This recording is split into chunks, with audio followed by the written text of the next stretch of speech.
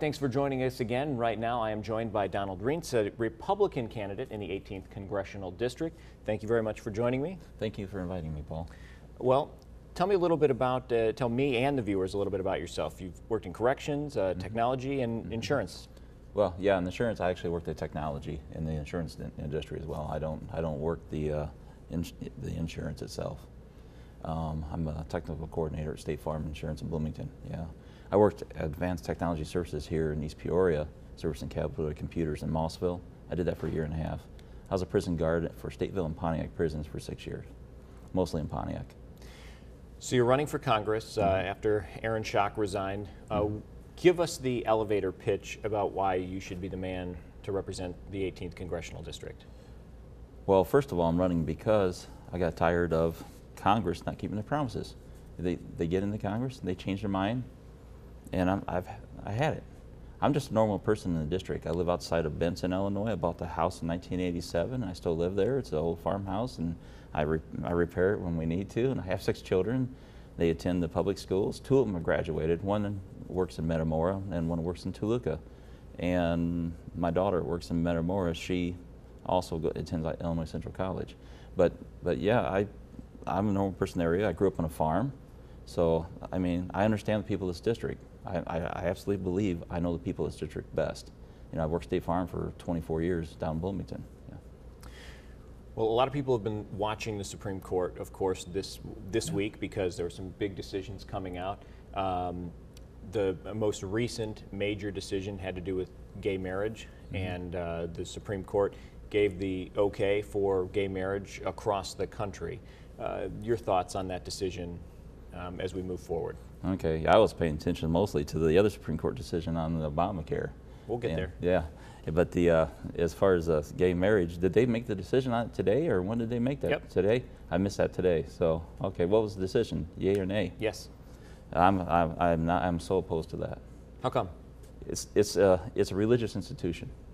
I'm a Christian conservative, and marriage is between a man and a woman, and it's a religious institution, and government somehow got itself involved in it and decided to redefine it, it looks like now.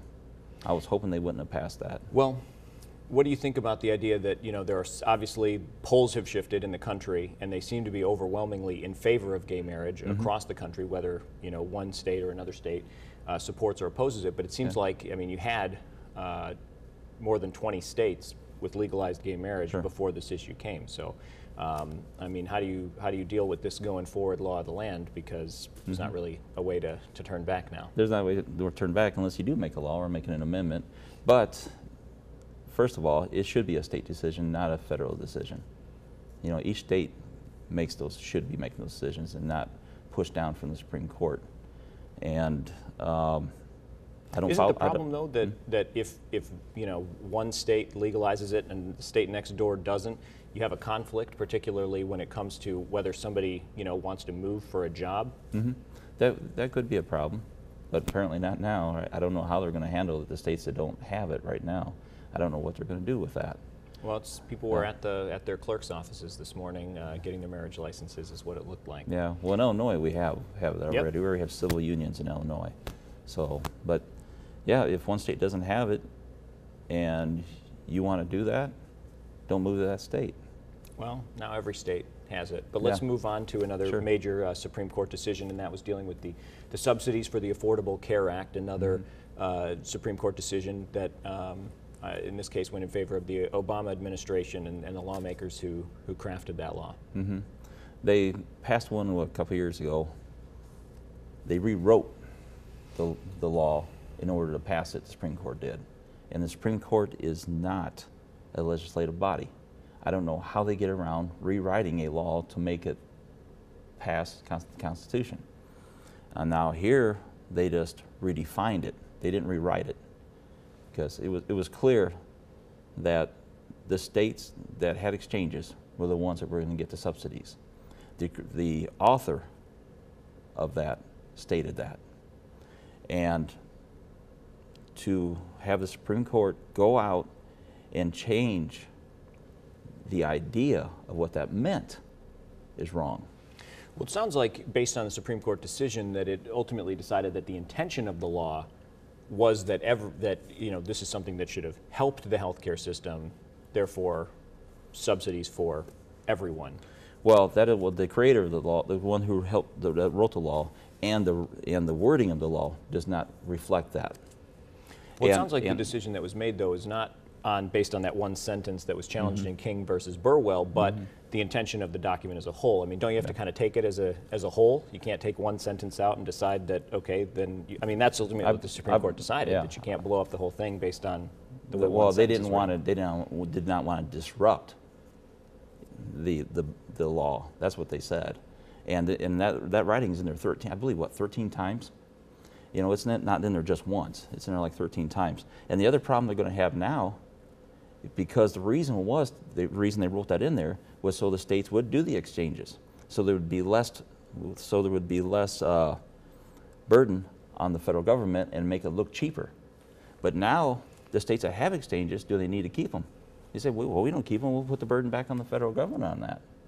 You know, you're going to have states say, well, why did we do it? Yeah. Well, it's certainly something that we can keep an eye on as we move forward from the decision. Something else I want to talk to you about, because you have experience in the field, having worked as a corrections officer, is prison reform. That's something that has been discussed, trying to move more nonviolent, particularly drug offenders, out of prison into different programs. You worked on the inside. I mean, what are your thoughts on the prison system in America? In America? Or the state? I know the state prison fairly well.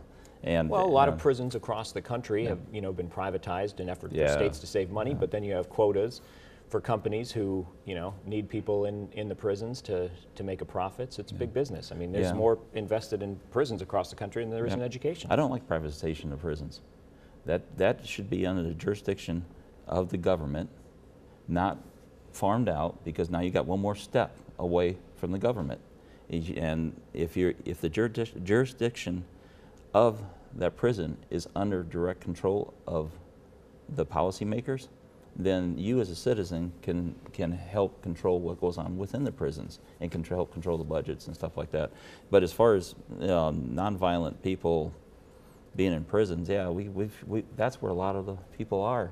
And then once they get into the prison system, it doesn't reform. I had the badge that said correctional officer. It used to say guard. And in the maximum security prisons I worked, along with Death Row and Pontiac, did we really correct anything? It's a violent place. It's a place that brings you down, and it's hard for an inmate there to get corrected. Yeah. All right, I want to kind of maybe throw some topics out at you. They're not going to be easy ones to summarize quickly, but let's try to hit a few other things before we run out of time. Okay. Mentioned that education funding severely lacks behind prison funding in this country. Education system, Common Core has obviously been a major topic.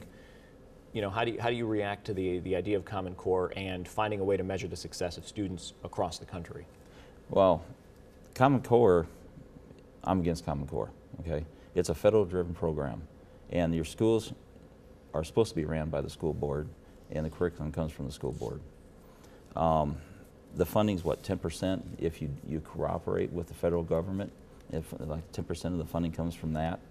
So it's control from the federal government and tracking of the child from birth to death, at this point. And I disagree with that. The funding should be local. And if your school has a problem, elect the proper people on your school board to fix that problem. That's the way it should be done. One of the other issues that has come up obviously recently in relation to the Charleston, South Carolina church shooting is race in America and what's being done about race. And now you have a discussion about the Confederate flag. Is that really the issue? I mean, obviously race is a difficult and complex issue, but what needs to be done to kind of smooth over race relations? Because some people say it's not an issue, but you have a guy with a Rhodesian flag on his jacket go into a church and kill 9 black people. Yeah, we need to stop race baiting. I think a lot of people look for votes by race baiting and try to keep people separate. If you just get people together and talk together and not make a difference in saying, I'm African American, or I'm Hispanic, or I'm white, just don't make a difference between them. And I think race relations have gotten much worse since Obama's been in office. And there's just too much of that race baiting going on. You just need, people just need to get along and stop looking at their differences and start looking at what the similarities are and work together. All right, if people want to find out more about you and your campaign, how can they do that? I have a website. It's www.rients.net, and I have my email address out there. You email me, I'll write you back. It won't be a campaign manager, it'll be me writing you back. So so it may take a day or 2 or 3, but I'll get back to you. So, but yeah, you can get a hold of me, and I'm open, and I'll listen, and I'll tell you what I mean. All right. So, well, thank you very much for joining us. Donald Rients is a Republican candidate for the 18th Congressional District.